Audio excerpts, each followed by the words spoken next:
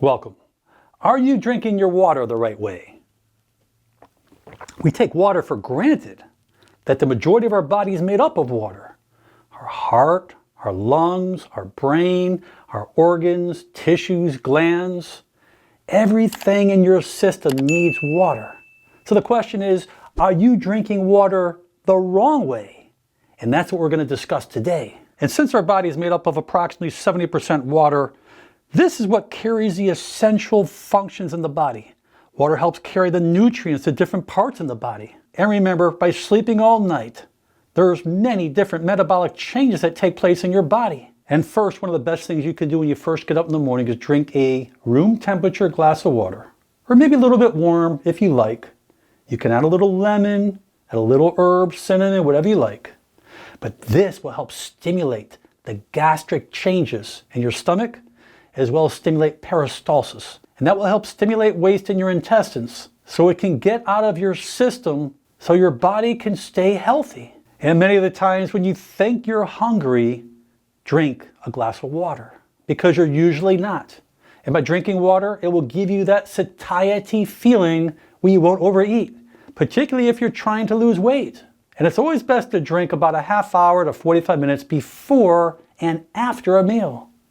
Yes, there's controversy that if you drink too much water while eating your meal, you can be diluting those enzymes. And that can be a reason why you're getting bloating and gas. Although I believe you can still sip on water while you're eating.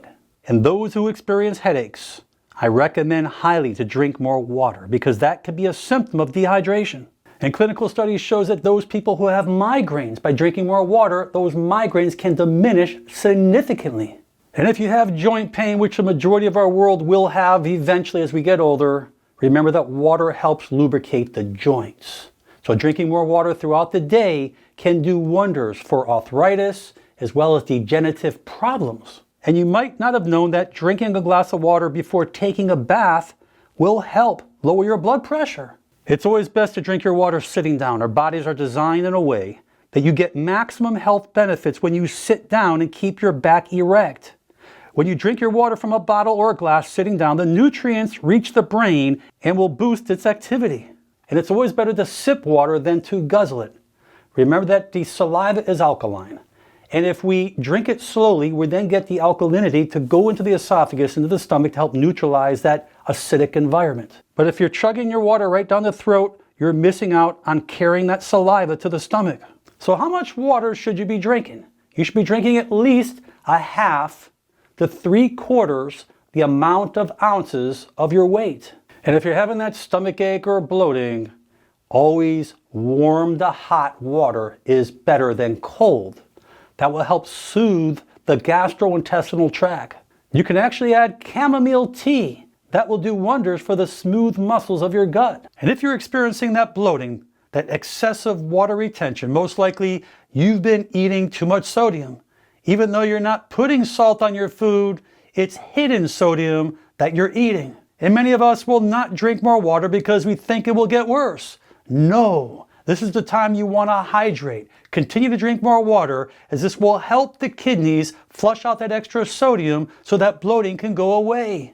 And a great amount of our population is either taking vitamins or medication. These pills can get stuck in your throat or esophagus and cause other problems. This will allow the pills to make its way into the stomach, as well as help the body absorb water-soluble vitamins. And if you're eating the wrong type of foods, particularly those refined carbohydrates, this can cause an increase in blood sugar. And by drinking just 1 to 2 cups of water, this will help the kidneys flush out that excessive sugars, which will help keep your blood sugar at a normal range. And if you're a coffee drinker, you may not realize that the caffeine you're drinking works as a diuretic, meaning it causes your body to pass more urine.